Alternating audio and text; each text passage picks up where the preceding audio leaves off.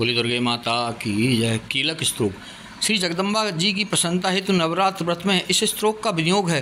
ओम चंडिका देवी को नमस्कार है। मार्कंडेय जी बोले, ओम मैं उन भगवान शंकर जी को प्रणाम करता हूँ जो त्रिनेत्र वाले हैं, जो मोक्ष प्रदान करने वाले हैं तथा इनके मस्तक पर अर्ध चंद्रमा शोभायमान है। जो व्यक्ति इन कीलक मंत्रों को जानता है वही पुरुष कल्याण की प्राप्ति का अधिकारी है।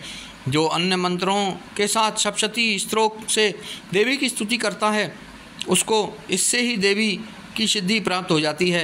अपने कार्यों की सिद्धि हेतु दूसरे देवी देवताओं की साधना करने की आवश्यकता नहीं रहती।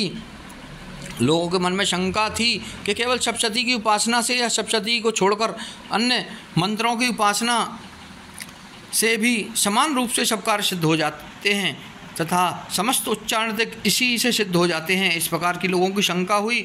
तब शंका के निवारण के लिए भगवान भोलेनाथ ने सब लोगों को बुलाकर आज्ञा दी, यह सब सिद्धियां देने वाला शुभ स्तोत्र है। इसके पश्चात भगवान भोलेनाथ ने चंडिका के सप्तशती नामक स्तोत्र को गुप्त कर दिया।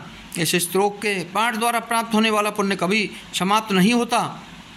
अतः इस कीलक मंत्र को पूरी तरह से जान लेना आवश्यक है। साधक सभी प्रकार का क्षेम प्राप्त कर लेता है, इसमें तनिक भी संशय नहीं है। भगवती की सेवा में जो अपना सब कुछ समर्पित कर देता है फिर उसे प्रसाद रूप में ग्रहण करता है, उस पर भगवती प्रसन्न हो जाती है।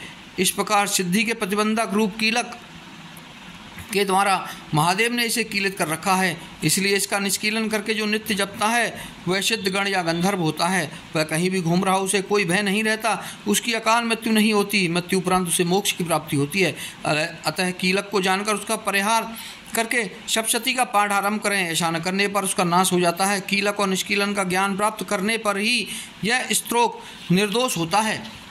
यह और विद्वान पुरुष निर्दोष स्तोत्र का ही पाठ आरंभ करते हैं। स्त्रियों में जो कुछ सौभाग्य आदि दिखाई देता है वह सब इस पाठ की महिमा का ही फल है। इसलिए इस कल्याणकारी स्तोत्र का पाठ करना चाहिए। इस स्तोत्र का पाठ धीरे धीरे पाठ करने से स्वल्प फल मिलता है, इसलिए उच्च स्वर से ही इसका पाठ करना चाहिए। जिस देवी के प्रसाद से ऐश्वर्य, सौभाग्य, आरोग्य, संपत्ति, शत्रु का नाश तथा परम मोक्ष की प्राप्ति होती है, उस देवी की स्तुति करनी चाहिए। बोली दुर्गे माता की जय।